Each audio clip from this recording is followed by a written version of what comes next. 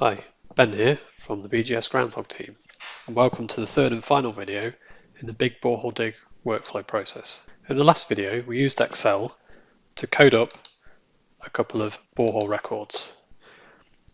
We're now going to bring this Excel data back into the Groundhog project that we created in the first video. So you can see I've got the same project open here in Groundhog, and my dataset's over here in the tree, and all I need to do is to right click, go back in again to the big borehole dig menu and go for the second option, which is the import data entry worksheet. I navigate back to where I've saved my Excel data and just pull that in. Groundhog will confirm that the workbook was loaded,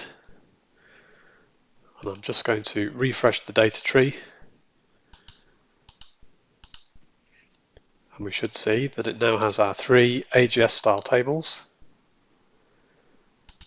plus attribution on the borehole collars themselves, including the ground level if we've been able to enter that information. We'll just take a quick look at these tables. So you can double click or right click view edit table. Ignore this mapping tab.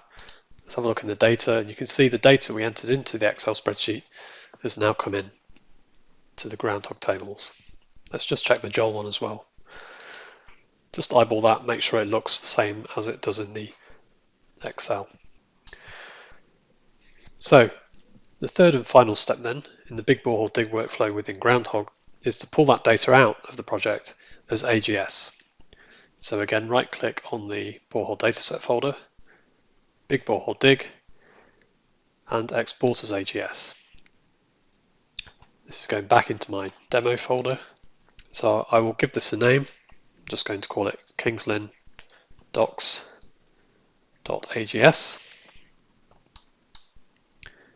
And after a few moments, the AGS export should be completed. Let's just have a look at what that's generated. So back in my Windows folder, I've now got the AGS file here. If I open that in the text editor, you should see that it's generated an AGS file. If you want to check the validity of your AGS before you upload it to BGS, you can use the AGS validator, which is at agsapi.bgs.ac.uk. And if we scroll down this page, there's an option here to validate an AGS file. So if I click to choose the file, browse to my demo folder and pick the AGS file that we just exported from Groundhog and click submit, that will run a validation, and hopefully it should say all checks passed. The next step is to go to the BGS ingestion portal and upload the AGS data. So here we are on the ingestion portal, and there are more details how to do this in the big borehole dig workflow manual. Links in the description below, but you'll find instructions here on the process to go through to upload the AGS data files. Once you've done that and they've been verified and checked at the BGS end, you can actually then retrieve that data back out of the system, and I'll show you how to do that. So let's zoom out a bit.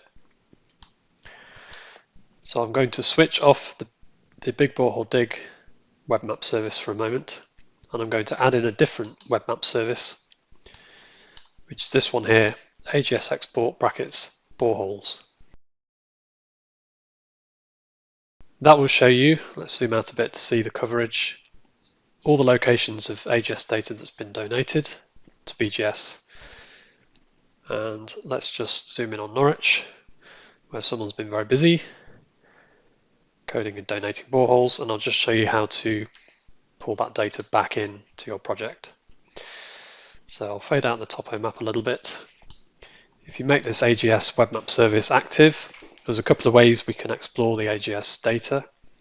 You can just click on the points to do an identify query. That enables you to link out to an auto-generated quick log to see if that borehole's of interest to you. And then if it is, you can click to download that data directly into your project. You can see now we should be able to use the AGS standard log template here. As you can see, the AGS data coming from BGS only includes the descriptions, lithologies, etc. It doesn't include any test data. If you want to download several, you can also zoom into the site area that you're interested in and then use this button here, download AGS data from BGS. That will do a bulk download. Make sure you zoom in before you do this, otherwise it will take a very long time. If you bring in hundreds of points, you can see again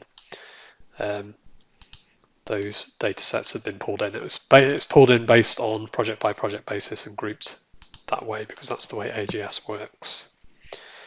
And you can add those layers. It doesn't automatically add them because there could be lots of them. You can add those into the map. Thank you for watching this video, the final video in the Big Borehole Dig workflow. If you have any questions, see the description below for how to get in touch with us.